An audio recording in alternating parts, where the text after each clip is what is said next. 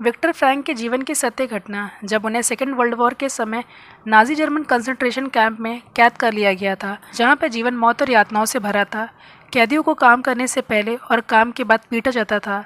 खाने में सिर्फ पानी और सूखी बासी ब्रेड मिलती थी। यहाँ तक कि कंसंट्रेशन कैंप में विक्टर की पत्नी, उनके माता पिता, उनके भाई को मार दिया गया था। उन्होंने भूख, पीड़ा, अपमान, बीमारी, मृत्यु को बहुत ही करीब से अपनी आंखों से देखा था। कंसंट्रेशन कैंप में बहुत से लोगों की जानें गई। विक्टर ने इन बुरी परिस्थितियों में ये ऑब्जर्व किया कि जिन व्यक्तियों के जीवन का कोई उद्देश्य, कोई अर्थ नहीं था, जो हालातों से हार चुके थे, उन्होंने आसानी से मृत्यु को गले लगा लिया। विक्टर उस समय समझ गए थे कि जिंदगी जीने के लिए उद्देश्य का होना बहुत जरूरी है। फिर विक्टर ने अपने जीवन का लक्ष्य तय किया।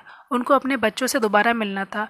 उनको अपनी अधूरी किताब पूरी करनी थी। उन हालातों में विक्टर के यही विचार थे कि इंसान से सब कुछ छीना जा सकता है सिवाय एक चीज के, और वो है स्वतंत्र सोच। हालात चाहे कैसे भी हों, हमारे पास हमेशा ये ऑप्शन होता है कि बुरी परिस्थितियों में कैसे प्रतिक्रिया करनी है। विक्टर कहते हैं कि दर्द को सहन करने की शक्ति तभी आती है जब दर्द का कोई अर्थ हो। इसीलिए अपने जीवन का उद्देश्य खोजें, क्योंकि वही आपको अंधेरे से रोशनी दिखाएगा। विक्टर ने अपनी किताब के माध्यम से एक सवाल सभी से पूछा है, क्या तुम्हारा जीवन सिर्फ जीने के लिए है या किसी उद्देश्य के लिए? इसीलिए अपने जीवन का उद्देश्य खोजें, क्योंकि जिंदगी तब तक अधूरी है जब तक उसमें अर्थ ना हो।